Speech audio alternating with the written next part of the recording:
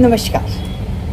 मेरा अंतरिक्ष मेरी जिज्ञासा में आप सभी का हम बहुत बहुत स्वागत करते हैं। ये मेरा एक नया शो है जिसमें हम बात करेंगे अंतरिक्ष दिवस पर अंतरिक्ष से जुड़ी हुई।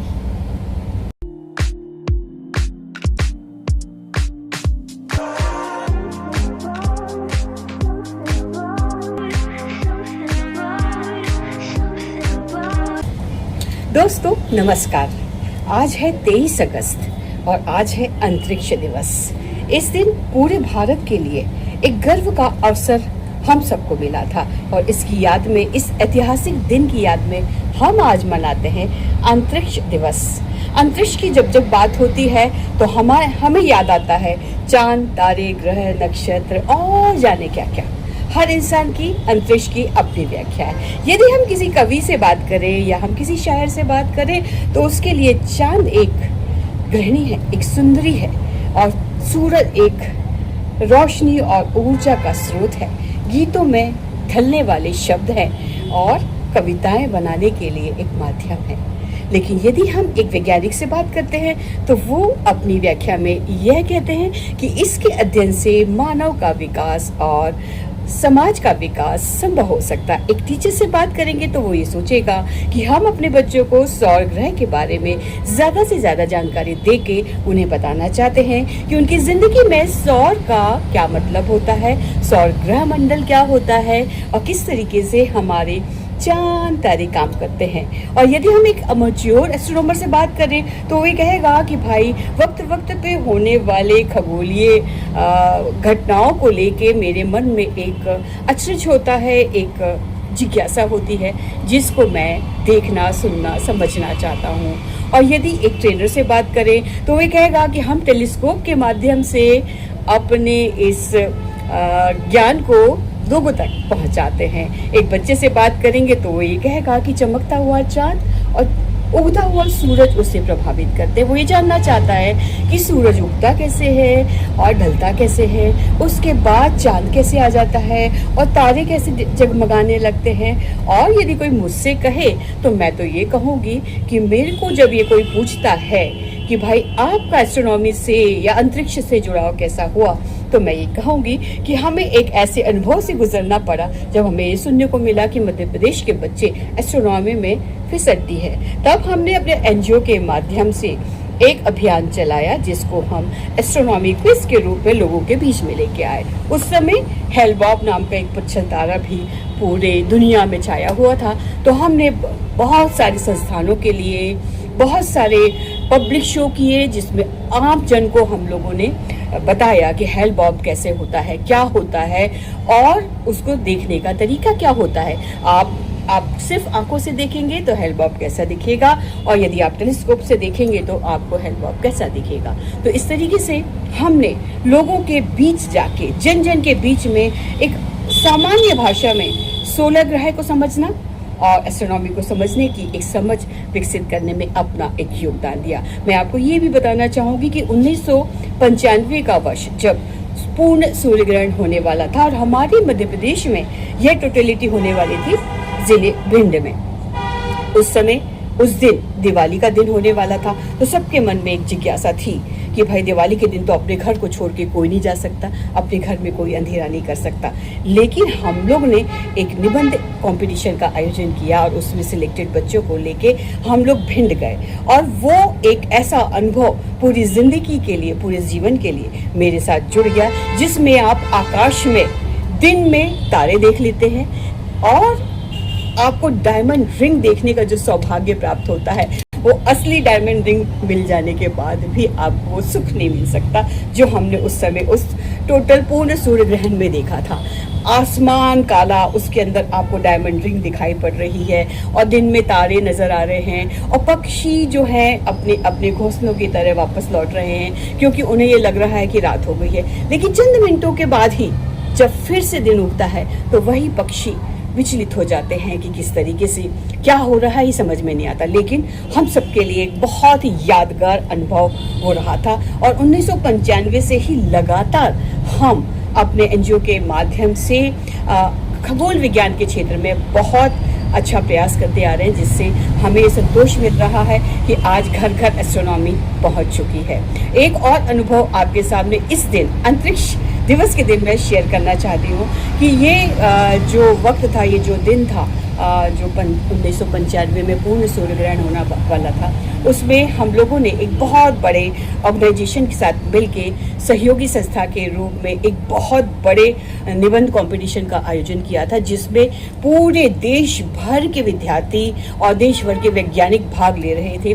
उनका चयन एक निबंध कंपटीशन के माध्यम से किया गया था, उसमें हम लोगों ने सहयोग किया था। और वो दिन था, वो क्षण था, वो वर्कशॉप थी जिसमें मुझे अपने टेलीविज़न ज़िंदगी में आरंभ करने का एक सौभाग्य प्राप्त हुआ और बड़े बड़े वैज्ञानिकों का इंटरव्यू मैंने टेलीविज़न के लिए लिया। ये मेरे लिए मील का पत्थर बना, क्योंकि आज मैं टेलीविज़न इंडस्ट्री में काम कर रही हूँ, क्योंकि वो मेरा जो आरंभ था, आगाज़ था, वो बहुत ही पुख्ता तरीके से हुआ था। तो अंतरिक्ष दिवस पर मैंने अपनी यादें आपके साथ शेयर की। यादें तो बहुत सारी हैं, हम आज भी काम कर रहे हैं, क्योंकि खगोल विज्ञान के क्षेत्र में काम लगातार होना है। हम सब की जिज्ञासा होती है, यदि सूरज नहीं होता तो क्या होता, यदि चांद ना होता तो क्या होता, तारे ना होते तो क्या होते, हमारा दिन कैसे शुरू होता, रात कैसे होती, हम सोते कैसे, जागते कैसे, पक्षियों को कैसे देखते, सब चीज़ें जुड़ी हुई है अंतरिक्ष से। आज हम बात कर रहे हैं अंतरिक्ष दिवस पे अंतरिक्ष से जुड़ी हुई अपनी यादों की। हम आपको ये भी बताना चाहेंगे कि हमारा जो प्रोजेक्ट्स हैं वो एस्ट्रोनॉमी पर बेस प्रोजेक्ट बहुत सारे हैं, जिसमें हम लोग खगोल विज्ञान प्रश्नोत्तरी प्रतियोगिता करते हैं। एस्ट्रोनॉमी क्विज उसका एक नाम था। हमने एक कैनवास प्रोग्राम किया, जिसमें हम स्कूल के विद्यार्थियों के लिए सोलार सिस्टम को छोटे छोटे मॉडल्स के माध्यम से उनको सोलार सिस्टम की जानकारी देते थे। और उसमें हमने स्कूल के विद्यार्थी, स्कूल के टीचर्स और पूरा विद्यालय हमने जोड़ा, जिससे एक लंबी श्रृंखला बन सके और एक आम जो ज्ञान की बातें होती हैं वो हम अपने बच्चों को समझा सकें, क्योंकि आने वाले समय में ये बच्चे जब सीख के आगे बढ़ेंगे तो निश्चित तौर पे इनकी ज़िंदगी में अलग तरीके के विकास होंगे और ये विकास की दिशा को और आगे बढ़ाएंगे।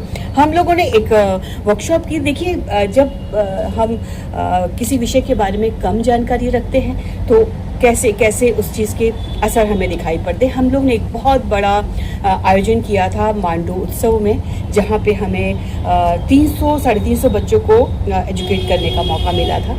हम लोग जब वहाँ पे गए, वो सारे आवासीय विद्यालयों से आए हुए विद्यार्थी थे। जब हमने उनसे पूछा कि सौर मंडल क्या होता है, तो उन बच्चों की जो शिक्षा की कमी की वजह से या उनको वो एक्सपोजर नहीं मिला था, उसकी वजह से उन बच्चों ने हमें ये कहा कि जहाँ पर शोर ज़्यादा होता है, शोर मतलब हल्ला हुल्ला जहाँ होता है, उसको हम सौर मंडल कहते हैं। तो दिल में एक धक्का लगा कि नहीं ये नहीं होने देना है। हम लोग ने कमर कस ली कि अब हम स्कूल के विद्यार्थियों के साथ मिलकर उनको सोलार सिस्टम की पूरी जानकारी देंगे और उन्हें बताएंगे कि ये कितना आवश्यक है हर इंसान के लिए जानना कि उसका सौर मंडल किस तरीके से काम करता है और उसमें हमारा और पृथ्वी का और पूरी प्रकृति का, पूरे अंतरिक्ष का क्या योगदान होता है। तो अंतरिक्ष दिवस पे आज मैं अंजना गुप्ता आपके सामने अपनी यादें लेके आई हूँ। यादें बहुत सारी हैं, लेकिन आपको ये बता दें, ये आपसे ही जानना चाहते हैं कि यदि एक अमेच्योर एस्ट्रोनॉमर आपसे कुछ बोलना चाहे तो क्या बोलेगा। आइए जानते हैं, सुनते हैं, देखते हैं। आप भी देखिए, मैं भी देखती हूँ। नमस्कार, मैं संजीव जोशी बैंक से रिटायर हुआ हूँ। मुझसे ये कहा गया कि आप इस बारे में इस विषय में कुछ बताइए कि अंतरिक्ष में आपकी जिज्ञासा कैसे उत्पन्न हुई। मेरा यह कहना है कि संसार में शायद ही कोई प्राणी हो जिसे अंतरिक्ष के विषय में कभी भी जिज्ञासा नहीं हुई हो, चाहे वो किसी भी देश का हो, किसी भी जाति का हो, काला हो, गोरा हो, स्त्री हो, पुरुष हो, बच्चे हो, बूढ़े हो, जवान हो, सभी को अंतरिक्ष के विषय में जिज्ञासा रहती ही रहती है। आज ही के दिन चूंकि चंद्रयान 3 का सफल प्रक्षेपण और अवतरण हुआ था, इसलिए आज का दिन अंतरिक्ष दिवस के रूप में मनाया जा रहा है। मेरी रुचि तब से जागृत हुई है जब बचपन में गांव में नानी के यहाँ जाते थे, तब बाहर खटिया बिछा के और उस पर सब लोग गर्मियों के दिनों में सोते थे। उस समय आकाश के तारे देखकर एक अद्भुत आकांक्षा होती थी ये जानने की कि ये आखिर है क्या। फिर उसी दौरान लगभग 1967 या 68 में एक धूमकेतु भी आकाश में निकला, जिसे देख के एक डर सा भी लगा कि ये अजीब सी चीज क्या है, इससे पहले तो कभी दिखी नहीं। खैर ये बचपन की बातें हैं। बचपन के साथ जैसे जैसे उम्र बढ़ती गई वैसे वैसे इस विषय में अधिक से अधिक जानने की इच्छा जागती गई, और इस इच्छा की पूर्ति के लिए मैंने मुंबई जाकर एक बड़ा सा टेलीस्कोप खरीद लिया, और फिर यहाँ आकर यहाँ के जानकार लोगों से पूछ के उस टेलीस्कोप का इस्तेमाल सीखा। फिर उसमें मैंने अपने शुक्र ग्रह के देखे, शुक्र ग्रह की कलाएं जो कि चंद्रमा की तरह घटती बढ़ती रहती हैं। फिर मैंने मंगल ग्रह को देखा, फिर मैंने बृहस्पति को देखा, उसके ऊपर जो लाल बड़ा सा स्पॉट है उसको देखा। फिर सैटर्न और उसके रिंग्स के बारे में जानकारी थी तो उसको फोकस करके देखा। तरह तरह से ये बढ़ता ही गया मेरे मन में। उसके बाद फिर मैंने इस विषय में कुछ पुस्तकें खरीदी जो कि टेलीस्कोप से रिलेटेड थी। उस पुस्तकों में टेलीस्कोप किस तरह से इस्तेमाल किया जाता है, आसमान में भी एक तरह का मैप होता है, वो स्काई मैप के हिसाब से आप तारों को अवलोकन करते रहे, वो किया। ऐसा करते करते धीरे धीरे बच्चों में भी ये जागरण होना शुरू हुआ। यहाँ पर एस्ट्रोनॉमी की जो क्विज कॉम्पिटिशन्स होती थी उसमें मेरे बच्चों ने लगातार 2 साल 3 साल तक भाग लिया और विजेता भी हुए। और इसके बाद जब मेरे बेटे का नेवी में सिलेक्शन हुआ तो उसको इस वजह से प्रेफरेंस मिला कि आपको अंतरिक्ष के बारे में, तारों के बारे में अच्छा ज्ञान है, तो ये इससे मेरे को फायदा होना भी शुरू हुआ। अब अंतरिक्ष के विषय में तो हम कितना भी बोले कम ही पड़ेगा। अंतरिक्ष में हमारे हजारों सैटेलाइट्स चल रहे हैं जिसकी वजह से हम संचार इतना सुगम हो गया है कि आज से 15 साल पहले हमें टेलीफोन पे बात करनी होती थी तो आपको याद होगा रात को 9 बजे जाते थे हम कि हमको STD बूथ पे 1/4 में मिलेगा। अब हम हजारों किलोमीटर दूर बैठे अपने बच्चों से रूबरू बात कर पा रहे हैं। ये अंतरिक्ष में भेजे गए सैटेलाइट से हुआ है। इन्हीं सैटेलाइट्स की वजह से हमें प्राकृतिक आपदाओं की जानकारी मिलती है, मौसम की जानकारी मिलती है, किसानों को उससे भरपूर फायदा होता है, और इसी तरह के अनेक उपयोग हैं। अब तो वैज्ञानिक अन्य ग्रहों पर जाके वहां की प्राकृतिक संपदा को किस तरह से दोहन किया जाए ये भी देखने में, रिसर्च करने में लगे हुए हैं। पृथ्वी का दोहन तो हम भरपूर कर चुके, कुछ वर्षों बाद ये हो जाएगा कि अब इसमें से कुछ निकालने लायक बचा नहीं है, तो संसाधन कहाँ से आएंगे।